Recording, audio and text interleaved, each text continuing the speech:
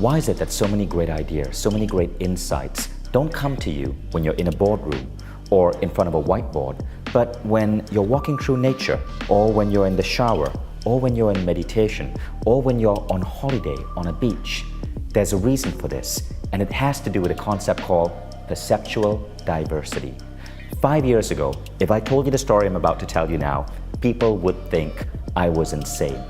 But today, what I'm about to share is becoming more and more commonplace among top creatives, engineers, and CEOs all around the world. You've seen Mindvalley grow. If you've been following me for the last 5 or 6 years, you've seen Mindvalley grow really rapidly. But what people may not know is that a large chunk of the ideas that I come up with, I do not come up with at work. I come up with when I'm in my own head in various levels of consciousness. There's a term for this. It's called perceptual diversity. It's the idea of being able to tap into alternate ways of seeing the world beyond just the waking state.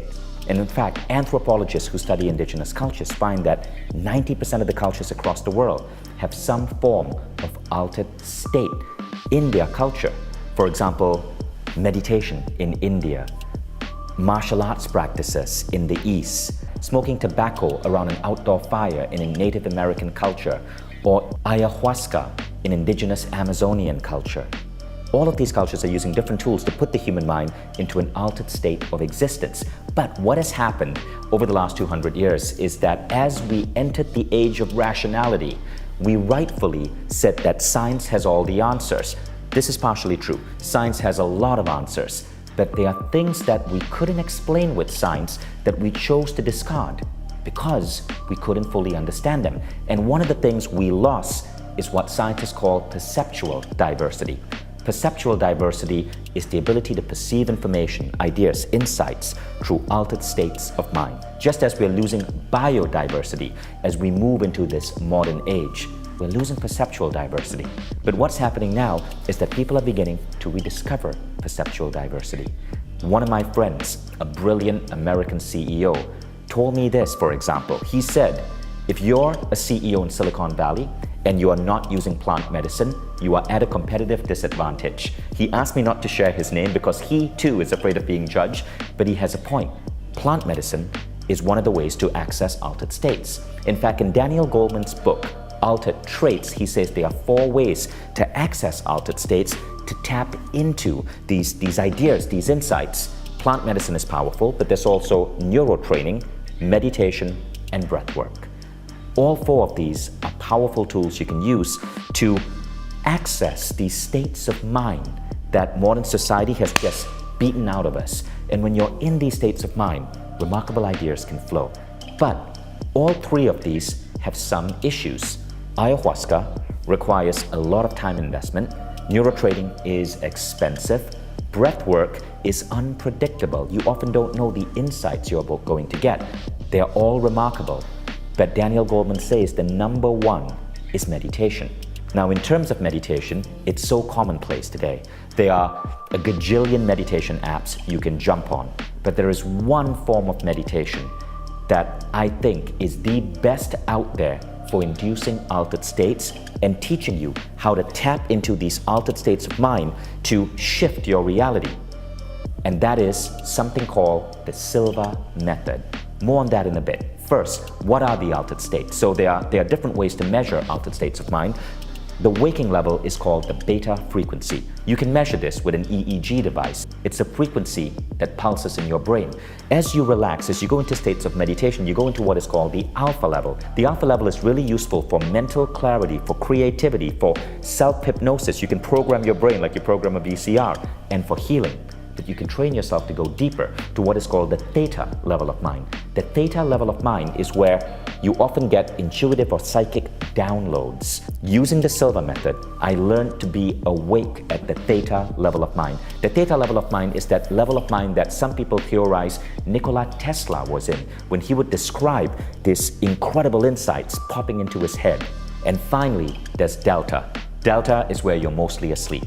Delta is associated with the act of creating coincidences or bending reality. Very few people learn to utilize the delta level of mind. but there are ways to get there, and the Silva Method teaches you that. I stumbled upon the Silva Method in Silicon Valley in 2001. I was, and if you've read my book, The Code of the Extraordinary Mind, you know the story. I was struggling, I was failing in pretty much multiple dimensions of life. I discovered the Silva Method. I took a class, it blew my mind. It changed my world. I got promoted 4 times in the next 3 months. I started having flashes of waking intuition, and so I became a Silva teacher. For 5 years, I was teaching the Silva Method, and eventually, I decided to start Mindvalley.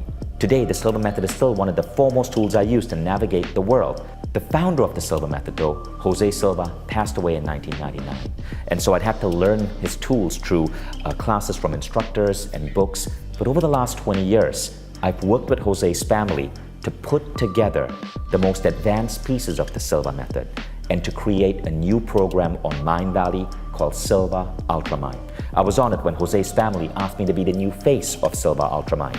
This is 20 years in the making, and it's now available in Mindvalley. And I want to invite you to experience this free in this upcoming masterclass. Enroll in the link above.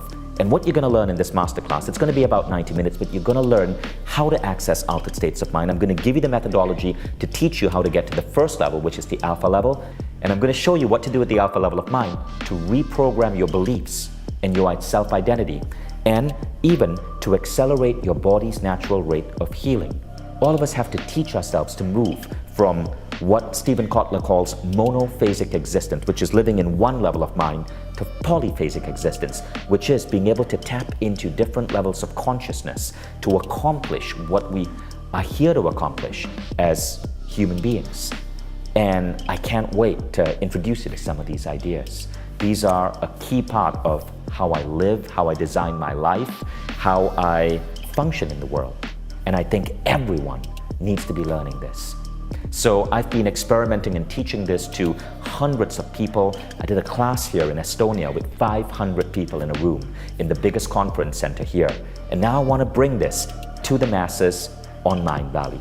So go check out this masterclass.